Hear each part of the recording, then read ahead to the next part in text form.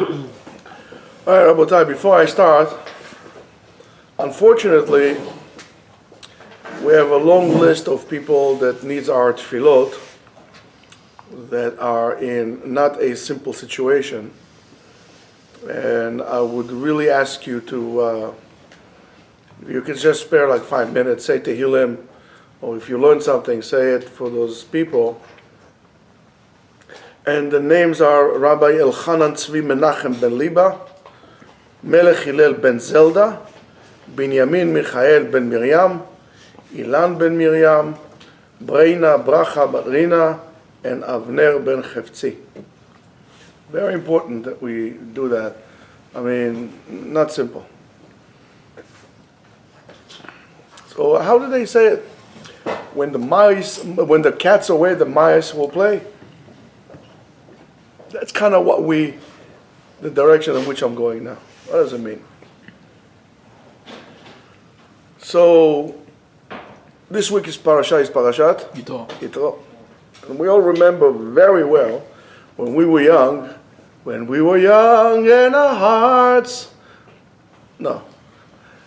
When we were young, when we were kids in school, and the teacher or the Rebbe will go out of the class, even if it was a fantastic, shiur or lesson, whatever it was, everybody was participating, everything was great, everything was elevating. As soon as the teacher is out the door, it's all down. We're back to be the same animals that we were, throwing stuff, tossing things, and so on and so forth. Well, something similar happened to Bnei Israel when they were in the Midbar. So this week we're talking about mainly about Yitro, the father-in-law of Moshe Rabbeinu. They came to visit Bnei Israel. He heard what happened, and he came to visit Bnei Israel. To his great astonishment, he sees that Moshe Rabbeinu, aka Moses, stands there from dawn to dusk, judging and solving the problems of the people, whatever people will be. And I'm talking about, let's say, at least like 3 million people. There's a lot of problems, a lot of issues, questions. It wasn't just problems, it's just questions. 3 million people, it's a lot. I'm just like, a small little guy like this. I can get calls 11:30 at night. And I'm saying, all right, why would people call me 11 o'clock at night? But then I say, okay, listen, Moshe Rabbeinu did it. But then I said to myself, well, they didn't call him on a cell phone. So, but still, it's 3 million people. This is a lot.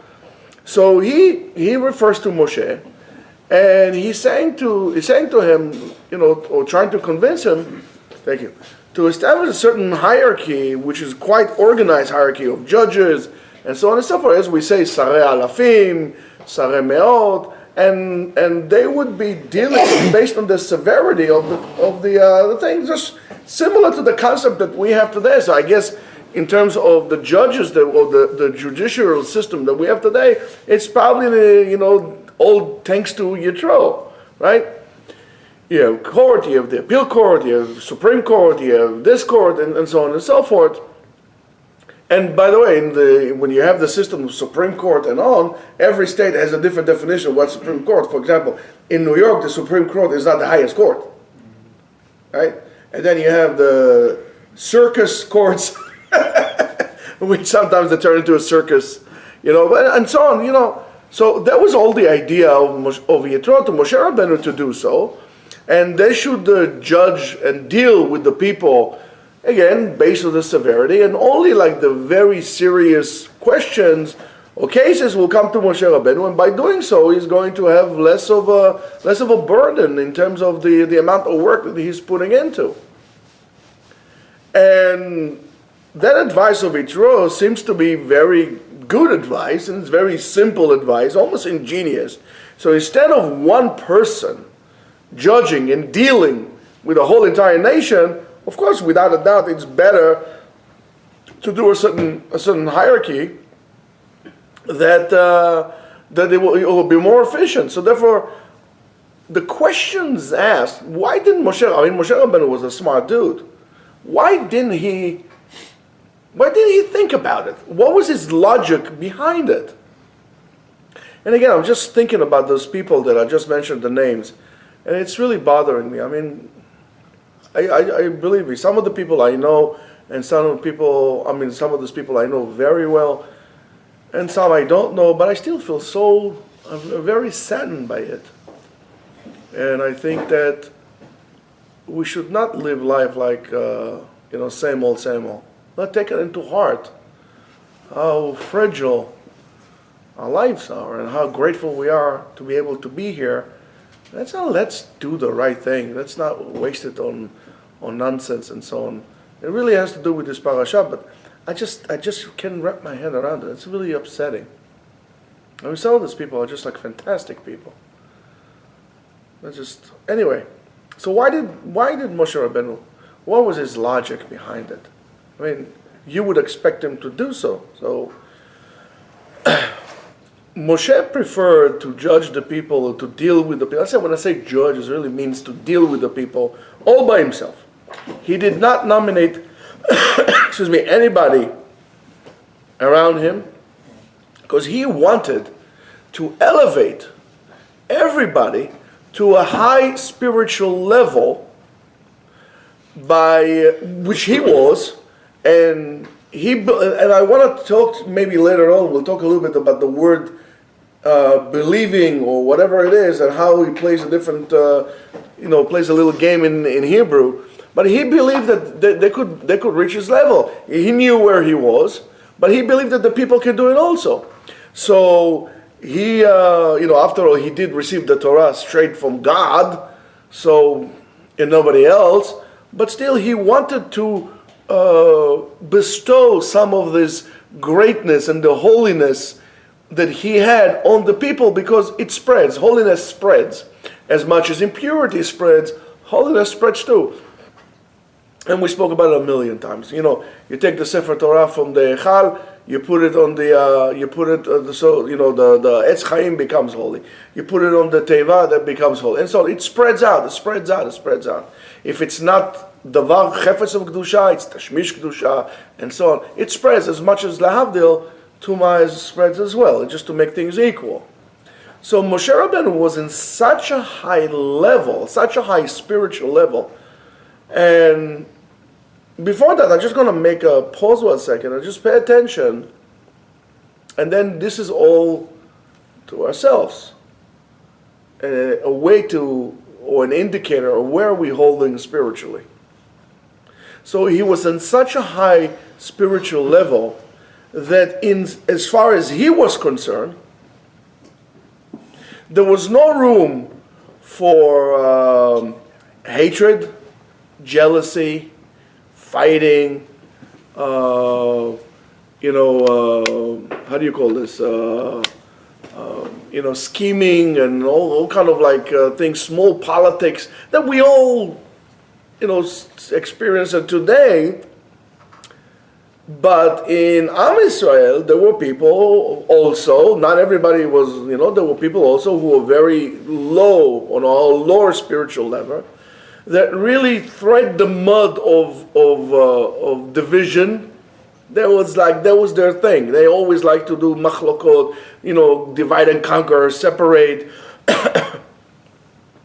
and all these small politics that they're playing. And you see it today. You see it.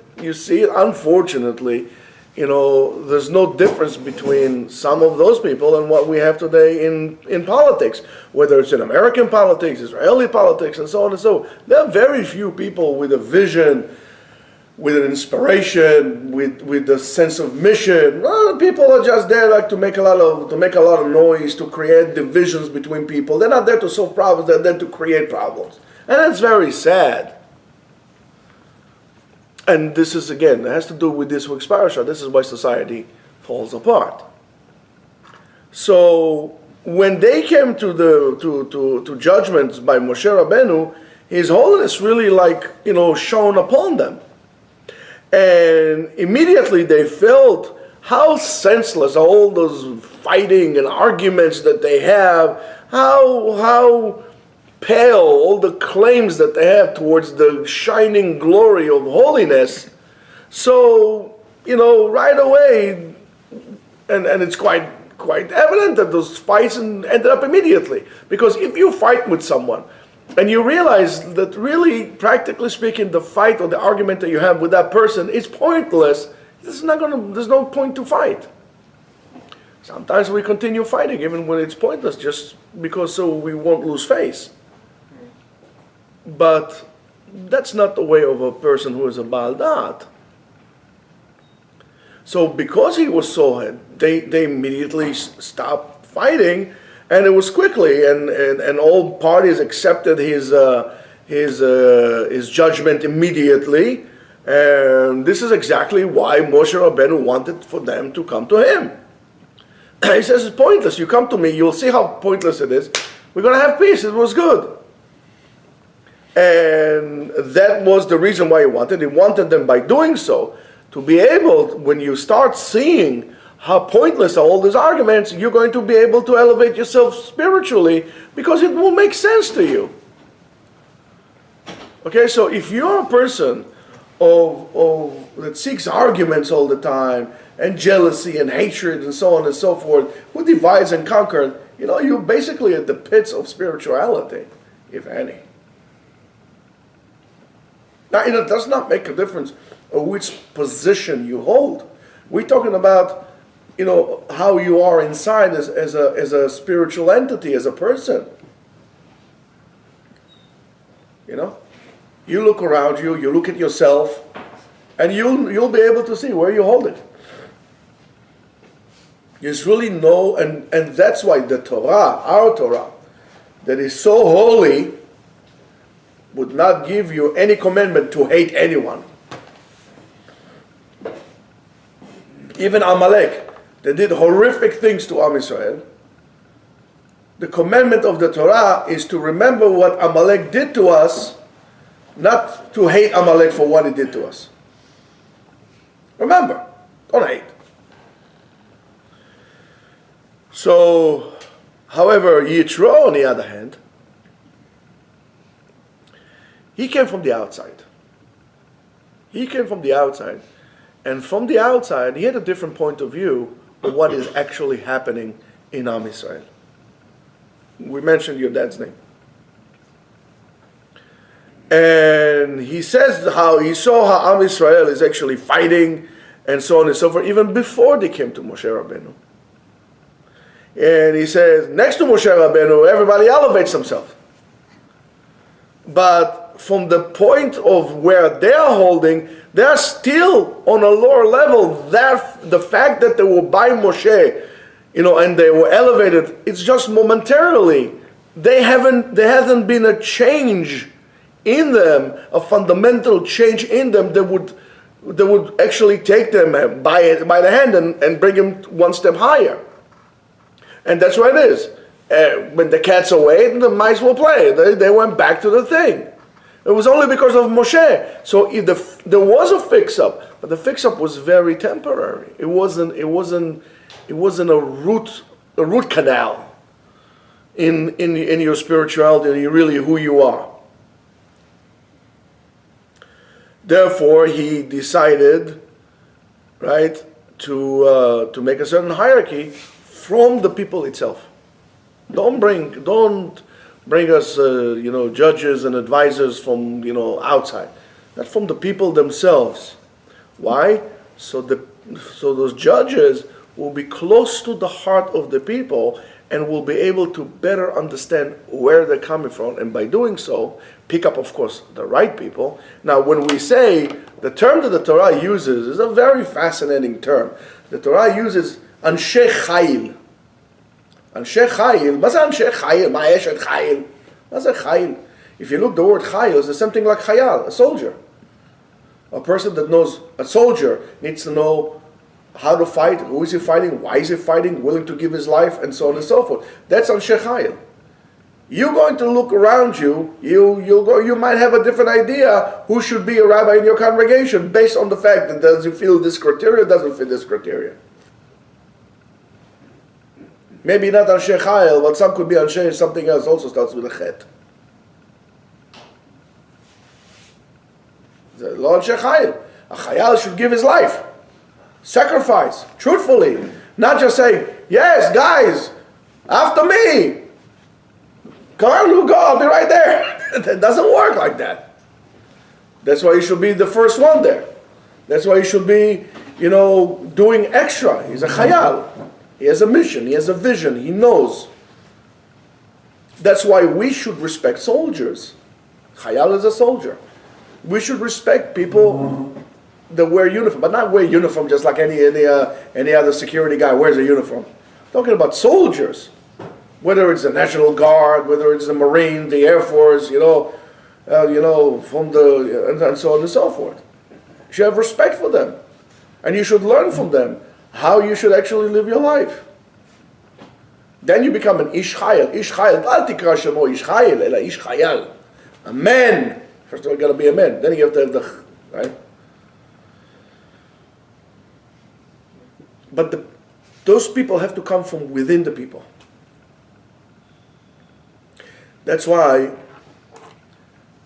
I really, listen, I've been here in the States for 34 years already. 34 years, yeah. And still sometimes it's very difficult to me to really, I wouldn't say accept, but to really agree with the way the American politics works, for example.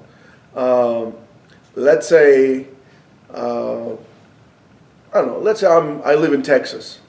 I wish I was in Texas, right? But in Texas, I have no chance to be voted in for nothing because whatever reason. So what would I do? I'm going to move, hey, Shalom. So I'm going to move to, let's say, New York, or let's say I live in Arkansas. I get myself a house in New York, and then New York, I have my chevre, my Gary Epstein, all this chevre, and they're going to get me in. But what do I know about New Yorkers? Nothing. Do I know about the struggles of New York people, let's say in upstate New York, and I don't know, Schenectady or places like that? What do I know anything about that? I know about Arkansas, I know about Texas, I don't know anything about New York. So it's very hard for me to really say, oh, okay, that's good. I mean, there's a lot of very good things in the American political system and the way people get elected and so on and so forth. But in terms of that, it makes absolutely no sense to me whatsoever. I mean, I understand the constitutional right of a person, but in terms of practicality, or what I feel that a politician, congressman, whatever should be, really, it's really difficult for me to say, oh, okay, it's good. Or congressperson that spends more time in Washington or in Florida without a mask than to be in the Bronx. If you know what I mean. And so on and so forth. The person has to come. But I explained to you previously about how actually society deteriorates by the fact that we create ruling elites. And the problem with those ruling elites is become disconnected from the people. And they don't understand what is really happening in the grassroots until all of a sudden you gotta get a revolution, like happened in France or everywhere else in the world. Those people are removed, and that's exactly what another thing that Yitro said to Moshe Rabbeinu. We need to have people who are going to be close to the heart of the people, understand where they're coming from. They themselves will be true leaders, and they're going to be able to lift the people to the place in which they should be. But not only that. When Yitro arrives, he sees that Moshe Rabbeinu really busts his chops. He works very hard. And he says to him the following, "Lo tov hadavar asher ata oseh." It's not good. You're going to crumble. There's so much you can do. Yes, Moshe Rabbeinu, you're strong. You can do like 200 push-ups a day, but you're going to fall. You need to rest. You can't do it. Pressure is going to kill you. Give you a thyroid problem, prostate problem. Take it easy. Pressure is not good for anybody. Take it easy, man. So he says, Shma bekuli, listen to me, ושמת להם שרי אלפים, and so on and so forth, שרי 50, והקל מעליך ונשאו איתך. Make it easy on you, and they will help you carry the burden also. In other words, Yitro is teaching Moshe Rabbeinu what we call delegation. He teaches him how to delegate. But that's what it seems. But there's something deeper that we can learn from here. what Yitro is actually telling Moshe Rabbeinu. Because it doesn't make a difference how tzaddik, how righteous the person would be, as soon as you give him power, control, and especially if it's ultimate power and control, it's very difficult to know the influence of those things on the person. And we see it all the time. People that were great leaders all of a sudden stink because it just went to their heads. And that's why we need to create a certain system of control over feedback, just like we have in America. The American system is terrific. When you have Congress and you have Senate and you have the president and you have the Supreme Court and so on and so forth, each one is checking on the other. And that's exactly what we need. We need to have some control here. And who will be the control? The Sarei Alafim, those judges, Sarei Chamishim, V'Asarot, and so on. And they would allow the appropriate process of spiritual growth to take place. This is all done for spiritual growth. Now, as you could see, when we have, that's what I said to you before, when we get into a state of ruling elite, together with that, society falls down because morality falls down as well. There's no spiritual growth. When there's no spiritual growth, so society falls apart. It's very simple. And that spiritual growth is the only way in which we, or anybody as a nation, will be able to reach a level of unity, as it was in Har Sinai when they received the Torah. Har Sinai is a Vayamod Ha'am. It means we learn that the whole nation, was there at one. There was no me and you. There was us together. Only when they were together, they reached a level of togetherness through love, through trust in one another, that they were able to receive the Torah. If they were at that point completely separated, this would never have taken place. We would never receive the Torah. So that's the job that we have to do. And in a way, Yitro is teaching us here a tremendous secret. And now that's regardless how smart you are. That's regardless how, or at least you think you are. That's regardless how much you know or you think you know, or wonder, and so on and so forth. Regardless of that, Yitro is teaching us here a secret. And the secret is, Aseh lecha rav ukneh lecha chaver. Appoint a rabbi, appoint somebody who would guide you. Because a rav, after all, he gets the smicha, he gets yoreh, yoreh. Yoreh, yoreh means teach, teach. Guide. You need to have a Rav who will guide you through your ways. You see, I'm in pretty good shape, but getting there, in the old age, and I still call my rabbi when I have questions. I don't have a problem. You saw me the other day, I called him up, went up the phone, picked up the phone, called him up, we had a wonderful conversation. There's nothing wrong with that. On the contrary, you have to be a fool to think, I know everything, I don't need to call anyone. But kneh lecha chaver, and acquire a friend. You can't do it alone, and there's a reason for that. A person knows that connecting to negativity, to fear, to criticism is bad. If you have a person that always criticizes you, there's something fundamentally wrong either with the person or with the relationship. So don't be so critical. It's not good. Or anger, to that matter. Arrogance. Any connection to those midot, or association with those qualities, it really means spiritual death, because you can have spiritual growth. And if you're not growing spiritually, you're dead spiritually. So if you're too arrogant, vain, critical, angry, and so on and so forth, you're spiritually dead. You're basically at the pits of at the sewer system of spirituality. Now, I don't care what titles you give yourself, but you're not there. So, however, if you might still be holding them or holding on to them, even though you know it, because the temptation is great. I'm going to let it go. I made a whole career being critical, being this, being divisive, being all this. I mean, a whole career of this, I'm going to let this go. But you should know, what do we do then? But when we have loyal friends that encourage us, to push us, they care about us, they tell you, Habibi, what are you doing? You know, don't be, why are you so down? Get up and do something. I'll help you. Come on. When you have good friends like this, that really are concerned with you and your spiritual growth as well, from love and what we call emunah.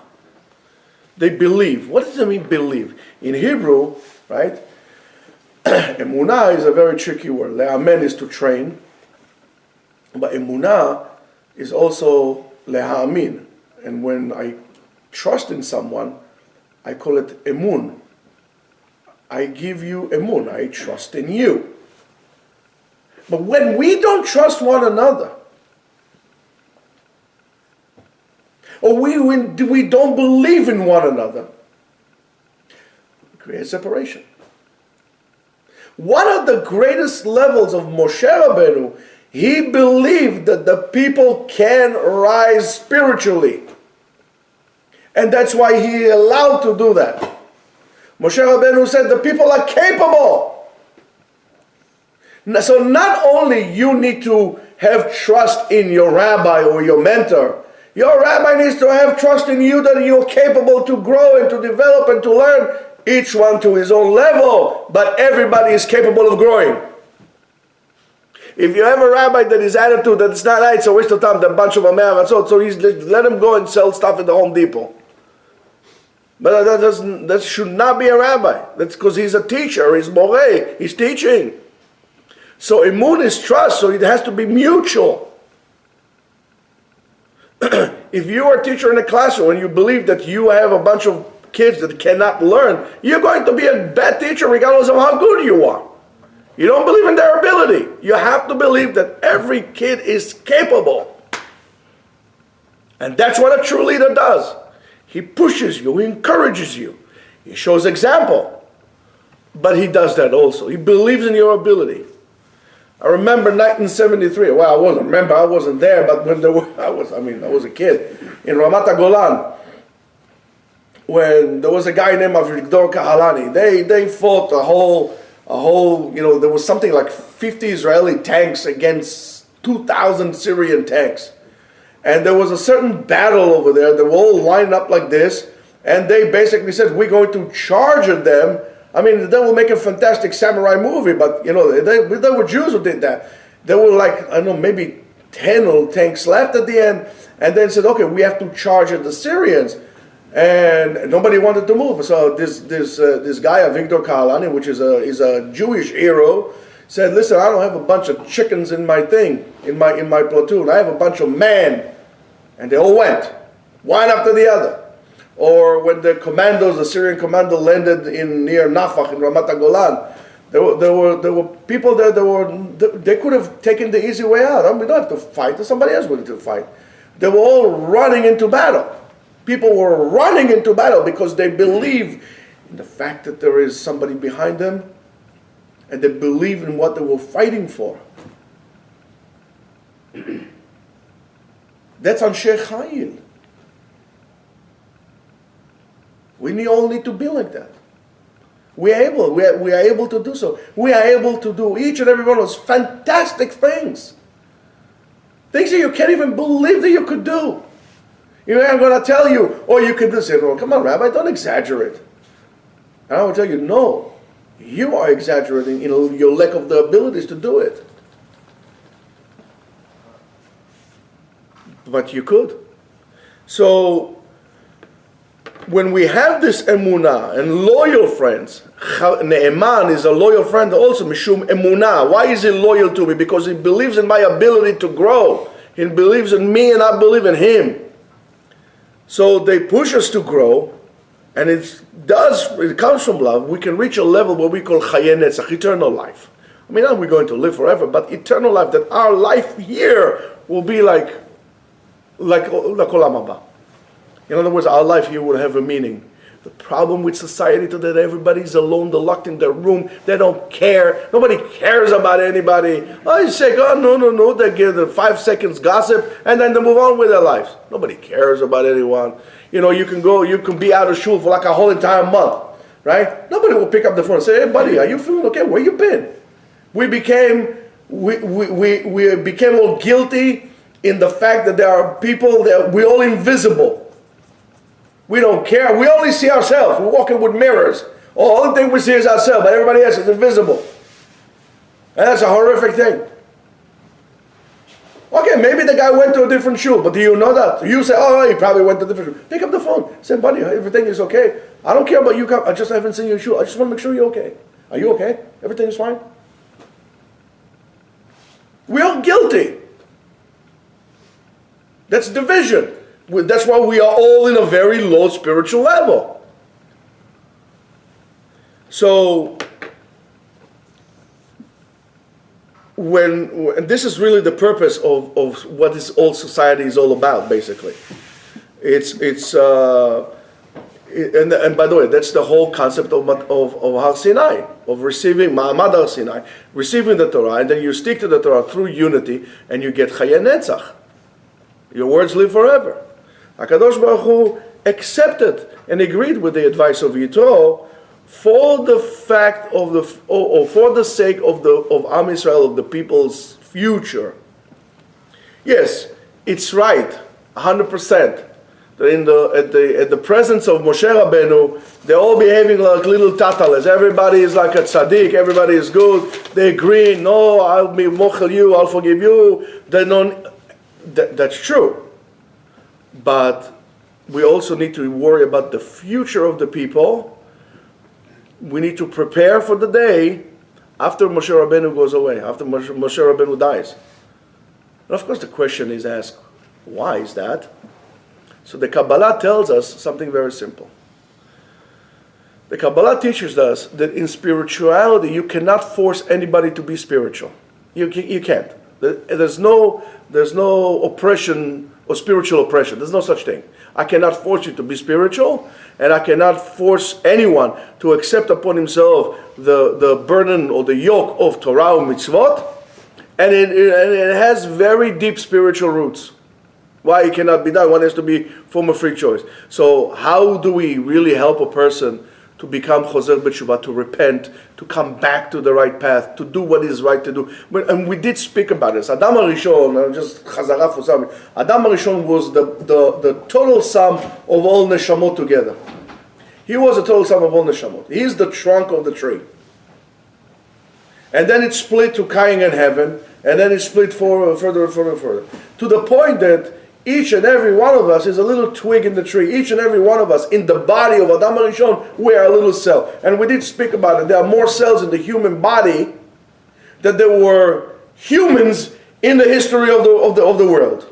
There's something like what? Between 30 and 40 trillion cells in a human body. In any given moment. I don't think there have been a trillion people since creation. So that's what it is. All of a sudden, you put these numbers together, but you think there were more? Say there weren't. There weren't. Of course there weren't. The numbers just increased. We were less and less and less. We just reached 1 billion people in 1850. Yes. Half of them were in China. By the way, this virus is really crazy. You know, this virus, it's amazing to me. You know why? I don't think. Can you point out to anything else made in China the last 2 years? Only this virus is left. I don't know. It's like Halola Amin, the Shigaon. Anyway, maybe it's not only China. But so the question is, you know, you can force anybody. So how do you help a person? For sure, you cannot make a person to become chozer b'tshuva, to repent, to believe in God, to become spiritual, to do the mitzvot, if you're going to throw a rock on his head or yell at him and so on and so forth. But the only way to do so is through the light. And how do you do that? Well, everything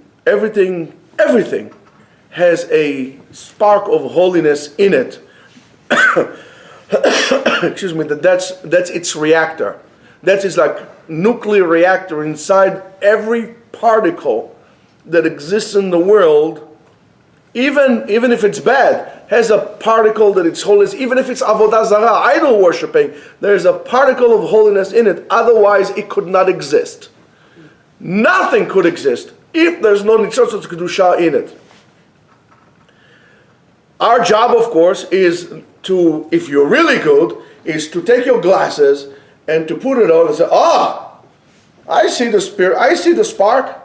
Connect yourself to the spark. Forget about the envelope, what is inside. You need to find the good spark, the good nitzot, that holy spark in everything, and then bring that up, draw it out. In a way, it's like Excalibur with what's his name, King Arthur. The idea is similar. Only a person that is believed that he can pull the sword from the rock, and only a person who believes that anything has a holy spark can connect with this holy spark and then bring it up. Look at the good, forget about the bad. Everybody has something good in it. Everything is a holiness spark. And our job is to identify it, to seek, to find it, and pull it out and bring it to the light. Bring it to the light, so it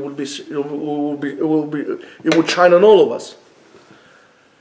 Every person is at a different level than somebody else. There's no two people that are on the same level of spirituality, and everybody understands things differently. You understand one thing, I understand something else, and the Mishnah also understands that level in the difference in levels in Am Yisrael, and that's what it tells us.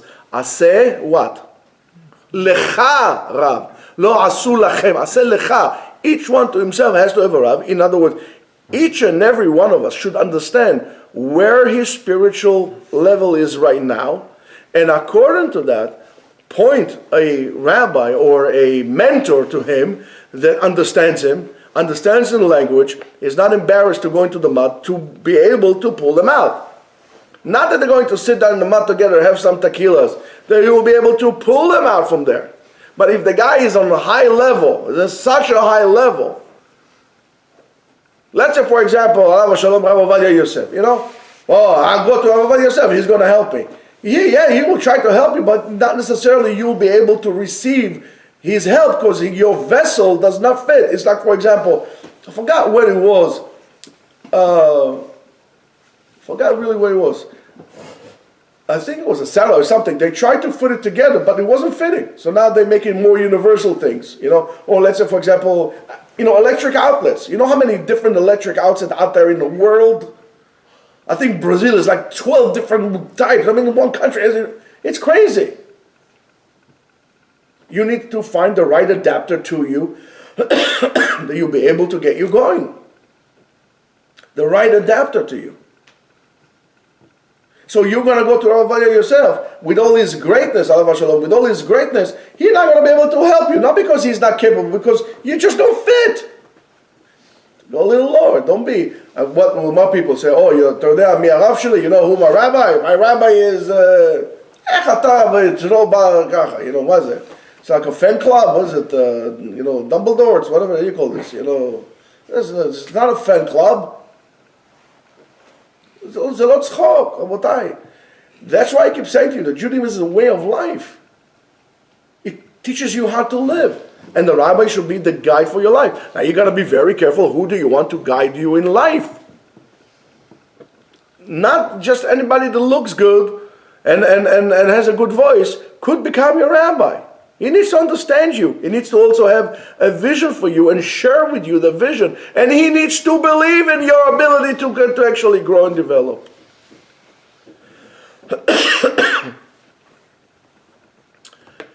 And when you do so, you can come up to what we call Chayei Netzach. He'll introduce you to Torah and your children and so on and so forth. So we know in order to receive this, what we call eternal life, we need at least, there are more, but at least 3 conditions. The first one should be, we need to be, and guys, it's very important, at one point of your life, you're going to make these decisions about maybe moving to a community, staying in a community, which community. You need to be a part of a supportive community that is a positive community that makes its goal to help and support and to progress the people in the community, each and every one, to be there for them at the spiritual growth. That's why people that live in cities and they lock themselves behind doors also fall down spiritually, because there's no sense of community. Communities that you should look into and consider as communities that will have a lot of chesed involved, the people will be nice, the people will be caring for you, and if not, don't move there, or just get out of there. The people will go to one another for Shabbat, and the people will come to Kiddush. You don't want to make a Kiddush and nobody shows up. You want to make a Kiddush and the whole community comes into the door, and so, or Chas v'Shalom, if you're sitting Shiva, nobody walks into the house. You want to make sure that there are people coming into the house. That's a community. Whether the house is small or that doesn't make a difference. It makes a difference what's the people in it, not how big your house is, because that's going to be a bigger prison for you. So that's criteria number one. Alongside with criteria number one, we continue as a community that is going to also give us an account of how we're going to behave and will guide us to become the best that we could become. That's also part of the community. The second one is to live under the basic rule of ve'ahavta l'reacha kamocha, and to understand that every human being, and that means every human being, regardless of the race and the faith and so on and so forth, is created in the image of God, and therefore you have to conduct your relationship with people and respect anyone in humanity. Any human being, you have to respect and appreciate and understand that you are not superior. Once you think you are superior to others, then you get Nazi Germany. We are all human beings, and we are all capable. And the reason why human beings are doing bad things is because they are not guided appropriately. They don't have any point of reference. They don't have a true leader that will create a positive vision for themselves. Unfortunately, a lot of the people have been taken advantage by politicians and so on, or people, not necessarily politicians, also, congregates and leaders of congregations that are there to divide and conquer and not to build and to become, a moving positive force. The third one is that the light of HaKadosh Baruch Hu, the light of the Creator, dwells in each and every one of us. And only if we're going to respect the presence of God in each and every one of us, we will be able to reach the true happiness in which we're all looking for. When you don't respect a person, you don't respect not only him, you don't respect the divine particle that is inside of him. So we should don't be afraid to give tochecha, to rebuke people, but encourage them, offer your help. That's what we are looking for. We're going to do that. We could again reach the level of Ma'amad Har Sinai to receive the Torah. If you're waiting for Mashiach, to the Messiah to come and do all your job, that's not going to happen. Messiah is not a long samurai, a ninja that's going to come and going to fight for you and is going to do everything. He says, oh, B'chavod, please come in and have this. That's not going to happen. You're not going to see it. It's not going to come unless we're going to understand it and pull our arms together. Not only as Jews, we should be an example of how a nation should be, but we need to do so in combining with all humanity. We should share our vision of building of the world with all humanity, not only for us. If we're going to be only for us, that's not going to happen. We as Jews should be the rabbis of the world. And as such, we need to believe that people can do that. Shabbat Shalom.